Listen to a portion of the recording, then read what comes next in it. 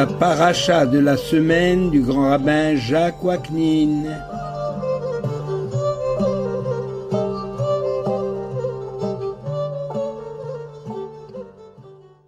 Chers amis, bonjour. La paracha Kitavo.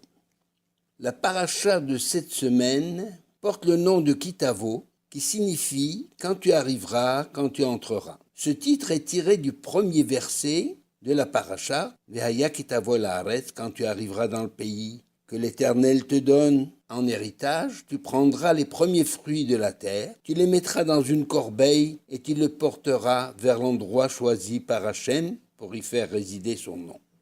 C'est dans le Deutéronome 26.1. La mitzvah des Bikurim est ordonnée par la Torah et elle a donné naissance à des minhagim pour son accomplissement. C'est ainsi que les paysans avaient pris l'habitude de se réunir ou de réunir les participants de chaque district en une procession précédée de joueurs de flûte. Les habitants des villes traversées se massaient le long des routes pour acclamer la caravane des pèlerins qui passaient la nuit en plein air. Tradition, tradition, ainsi débute le chant du célèbre Thévier le laitier dans la comédie musicale Le violon sur le toit. Tradition, coutume, traduisent le mot minhag, qui est un terme général pour désigner des comportements adoptés au sein du peuple. Ces coutumes reçues des générations précédentes n'ont pas le statut d'une mitzvah de la Torah ou d'une décision rabbinique, c'est-à-dire qu'a priori, elles n'ont aucun caractère d'obligation religieuse, et la tradition distingue des coutumes anciennes remontant aux ancêtres de celles qui se sont ajoutées au cours des siècles. Comme il est dit, « Uminhag avotenu Torahi ». Les traditions reçues de nos pères ont valeur de Torah, c'est-à-dire qu'il faut respecter les traditions anciennes comme si c'était des commandements prescrits par la Torah. Cette recommandation a été reprise par beaucoup de nos sages, qui en ont déduit l'interdiction de changer une tradition établie. En général, le peuple ignore l'origine d'une coutume, mais il la respecte comme si c'était une mitzvah. Nos sages n'ont pas manqué de dénoncer certaines pratiques qui n'ont aucun fondement à caractère religieux ou social, qui vont à l'encontre de l'esprit de la Torah. Ce sont des traditions erronées, parfois appelées minhag shtut, parce qu'elles entraînent des comportements insensés. L'origine des rites.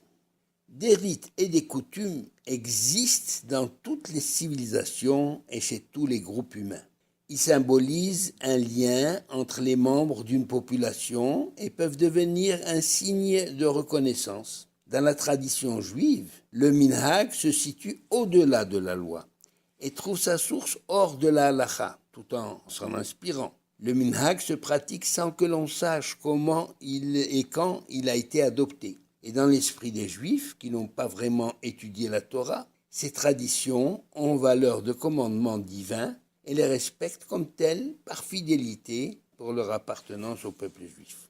Il existe des rites d'initiation ordonnés par la Torah, comme la circoncision, la Brit Mila, qui marque l'entrée d'un enfant dans l'alliance d'Abraham. Autour de cette mitzvah, parce que la circoncision n'est pas seulement une tradition, c'est aussi une mitzvah, mais autour de cette mitzvah se sont greffées des coutumes, des minhagim, c'est-à-dire des comportements, dans le but d'honorer les membres de la famille ou des amis en les associant au déroulement de cette opération, ou bien pour la protection de l'enfant. Il y a par exemple les veillées de prière, la veille de la circoncision.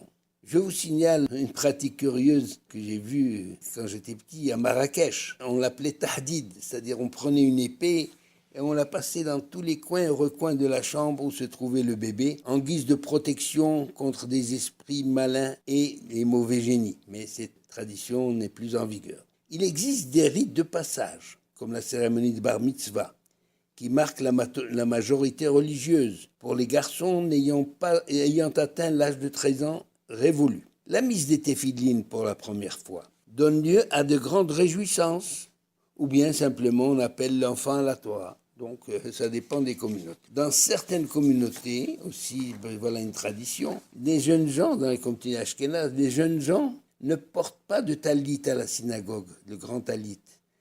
C'est un minhag qui a probablement été introduit pour faciliter le choix d'un fiancé pour les filles à marier, probablement. Quant aux rites funéraires, ils sont innombrables et divers. En tous les cas, les minhagim peuvent évoluer, parfois supplanter une disposition rabbinique. Par exemple, au temps du Talmud, on enterrait les gens avec leurs plus beaux habits, jusqu'au jour où Rabban Shimon ben Gamliel, prenant conscience de l'embarras causé aux familles pauvres, ordonna qu'ils soient enterrés dans un simple linceul. Après sa mort, son exemple a été suivi, il est devenu la norme pour tout le monde, riche ou pauvre, jusqu'à aujourd'hui. Les minhagim concernent tous les domaines de la vie et tous les courants du judaïsme. Ils se traduisent par des différences dans les textes des prières. Il y a des prières différentes entre les Ashkénazes et les Séfarades, entre les Litvaks et les Yékés. Dans le domaine de la cacheroute, par exemple, il y a des gens qui ne mangent pas chez d'autres parce qu'ils n'ont pas la même cacheroute. Il y a le même label de cacheroute sur les produits. Et même dans l'habillement, chez les chassidim, il y a des différences. Les connaisseurs savent faire la différence entre tel groupe de chassidim ou d'autres. Et c'est ainsi, on prend par exemple le monde chassidique, il y a autant de minhagim spécifiques que de chefs spirituels. À toutes ces coutumes considérées comme sacro-saintes, il faut ajouter les coutumes locales et familiales, et puis les coutumes de certaines personnes personnelles qui s'inventent des coutumes, surtout au niveau du Baalei Teshuvah. De manière générale, un rite ou un rituel est un signe de reconnaissance, un ensemble de repères qui témoignent de l'appartenance à un courant spirituel ou à un groupe. Le rite se forge un langage et des comportements spécifiques pour le distinguer et affirmer sa supériorité, conférant ainsi un sentiment de permanence et de continuité entre les générations, entité qui transcende le temps. Le minhag s'impose à tous de la même manière, à l'intérieur d'un même groupe. Il recourt à un langage commun qui donne naissance à une symbolique sociale partagée par les membres du groupe. Il affirme et reconduit un ordre du monde qui transcende le temps et l'existence individuelle. L'existence du minhag est inéluctable parce que le texte de la Torah est un code qu'il faut décoder. La Torah écrite, fondement du judaïsme, n'est pas accessible directement à tous, du moins son sens. Or, la Torah n'est pas uniquement faite, et ce n'est pas uniquement un objet d'étude. Elle est avant tout une feuille de route pour le peuple juif. Et le peuple juif a donc besoin de guides. Ces guides véritables ne s'écartent jamais du message de la Torah.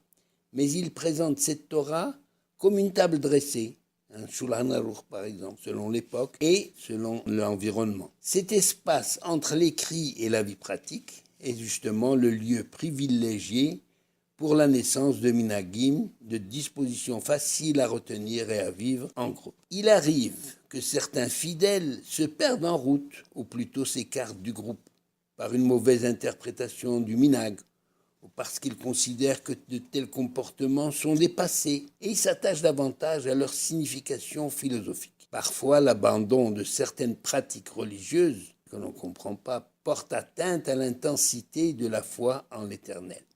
Mais le contraire est aussi vrai. Il arrive souvent que des jeunes voulant s'engager davantage dans la Torah s'attachent justement à des minhagim, même si le sens véritable de ces minhagim leur échappe. Et pour illustrer la force du minhag, l'actualité, c'est le problème des caparotes, qui est un bon exemple. L'avant-veille de Kippour, un minhag très répandu consiste dans le transfert des péchés sur un bouc émissaire. En l'occurrence, on se sert d'une volaille que l'on fait tournoyer autour de la tête en la chargeant de toutes les fautes. Puis la volaille subit le couteau du shochet. Certaines autorités rabbiniques ont interdit cette pratique parce qu'elle frise dans l'esprit de certains l'idée d'un véritable sacrifice à Dieu, alors que le sacrifice d'animaux est interdit depuis la construction du temple de Jérusalem. Ou bien certains, pour la protection des animaux, sont horrifiés par le sang qui coule comme cela, surtout que souvent ces volailles sont jetées, certains ne les mangent pas, d'autres les donnent à des pauvres. Malgré cette opinion de haute autorité religieuse, beaucoup de personnes passent outre et continuent de pratiquer le minhag ancestral de la Kappara, qui est en se basant sur l'adage que Minhag Israël Torah, c'est-à-dire que la coutume qui s'est établie en Israël depuis des temps ancestraux, eh bien, est aussi sacrée que la Torah. Mais cette pratique qui est aujourd'hui, elle est certainement fondée sur des considérations spirituelles, métaphysiques, qui nous dépassent, mais en tous les cas, ceux qui tiennent à la tradition, eh bien, ils la continuent. Beracha ve'hatzlacha.